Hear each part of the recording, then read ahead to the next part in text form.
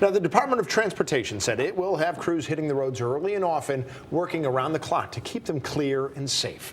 Fox 61's Jamel Johnson's in Wethersfield. He shares how the department and its contractors are preparing.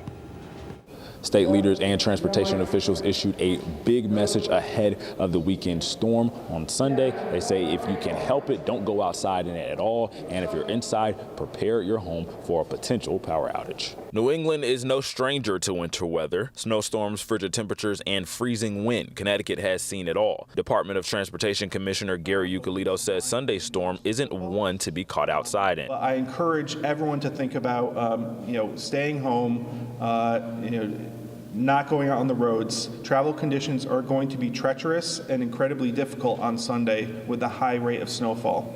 Our plow drivers can't really do their job effectively if there are vehicles stopped on the roadside unable to traverse. CTDOT has notified more than 200 contractors and will have more than 900 drivers deployed during the storm to keep roads clear. Ucalito says they will not be pre-treating the roads because they believe they have enough treatment on the roads from the most recent snowfall. If there is a crash, that person not only puts themselves at risk, they are putting the police, the tow operators, and the ConnDOT crews who are going to respond at risk.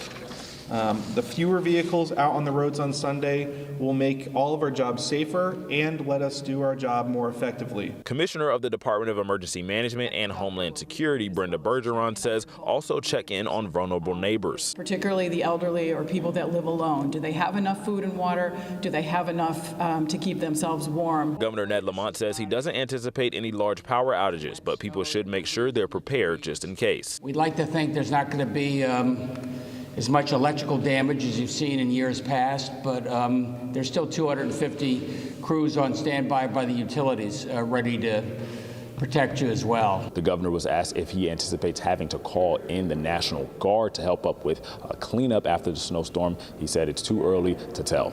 In Wethersfield, Jamel Johnson, Fox 61.